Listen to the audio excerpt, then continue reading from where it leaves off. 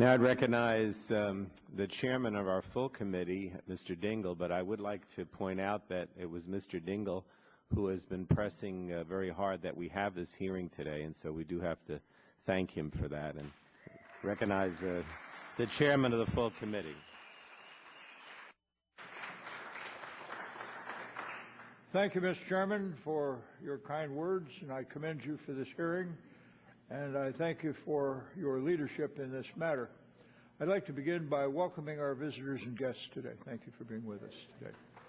And I would like to observe that your presence is helpful, and I want to observe that the committee is going to do its best to move forward and see to it that we address your concerns today. I am compelled, regrettably, to advise you that there are rules of decorum with regard to the behavior of witnesses and members of the committee when they're present. And that does preclude, I regret, applause or other signs of approval or disapproval. So I hope that you will feel welcome and want you to know that you are in fact welcome. But I would ask you that you observe the rules of the committee and that we not have applause or other signs of approval or disapproval, because it is not in conformity with the rules of the House or the rules of the committee or the dignities that this particular institution should have. Having said that, our hearing today is going to focus on critical sources of concern and critical sources of health care for Americans living with disabilities. I refer to the Medicaid program.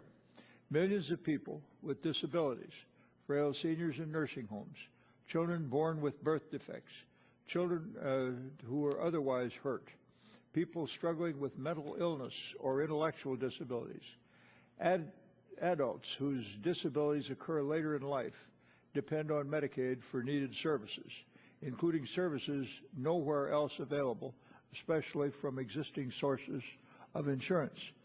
Medicaid provides about 40% of the long-term care services delivered in this country, and it covers nearly half of all nursing home expenditures in the United States, making it the nation's largest single payer of health care, particularly in the long-term area.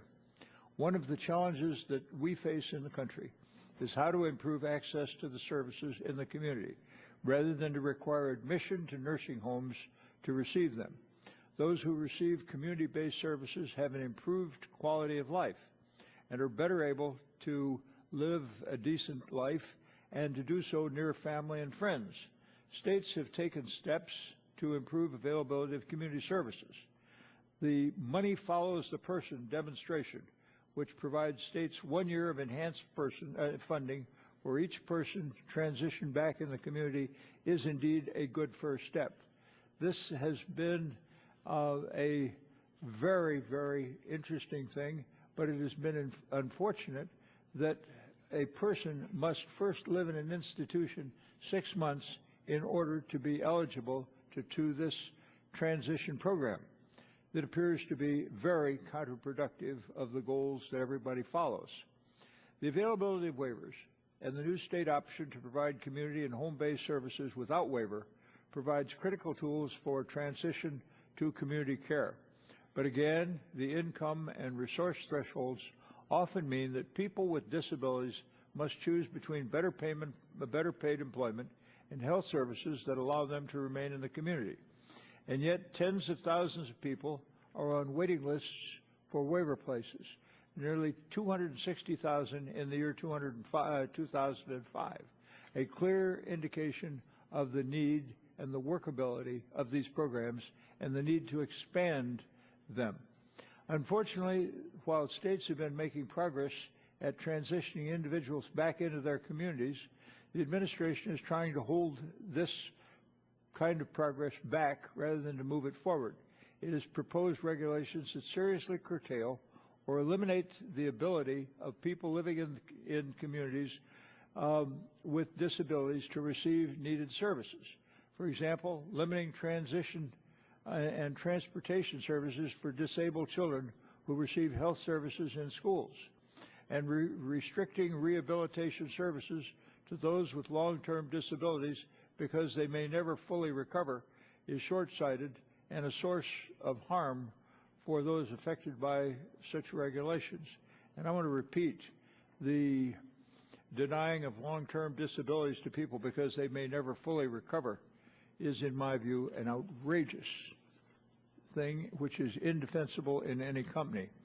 I again thank the witnesses who are here today. Their testimony is going to detail the challenging task of improving community options for people with disabilities. Medicaid has given us a fine foundation, but more work is needed to update its provisions. Again, I welcome our visitors and guests who are present at this hearing or watching the broadcast of these matters. I am pleased, and I'm sure all the members of the committee are pleased that you're here, and I commend you for your efforts in this worthy endeavor. Mr. Chairman, I thank you for your kind recognition of me. Thank you, Mr. Chairman.